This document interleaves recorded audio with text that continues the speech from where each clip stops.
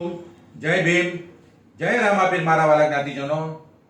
મારા વાલા જ્ઞાતિજનો, તારીખ 15/3/26 ના રોજ ભાઈંદર વિભાગ નંબર 55 માં થવા જઈ રહેલ લોકશાહી ઢબે ચૂંટણીમાં પ્રગતિ પેનલ, સમૃદ્ધિ પેનલ અને ક્રાંતિકારી પેનલના તમામે તમામ ઉમેદવારોને ખૂબ ખૂબ ખૂબ શુભેચ્છા.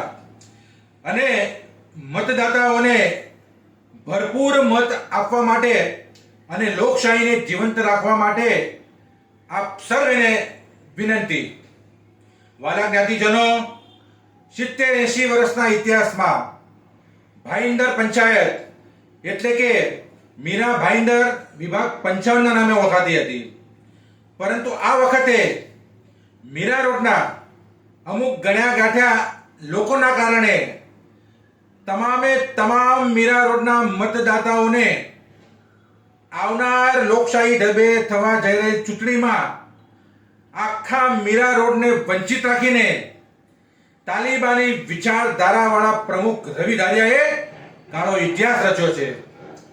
એટલે ભાઈંદરના લોકોને, ભાઈંદરના મુખ્ય ચૂંટણી પ્રબંધક ઉર્મિલાબેન બારિયા, 3 પેનલના ઉમેદવારો અને ભાઈંદરના તમામે તમામ રહેવાસીઓને મારી વિનંતી છે કે 15 તારીખે ચૂંટણી થઈ ગયા પછી ભાઈંદર મેઘવાળ પંચાયતની સોગંદવિધિ ભાઈંદરના સ્થાનિક કોઈ પણ સામાજિક કાર્યકર્તાઓના હસ્તે કરાવી, નહીં કે તાલિબાની પ્રમુખની વિચારધારાવાળા રવિ ધારિયાના હાથે.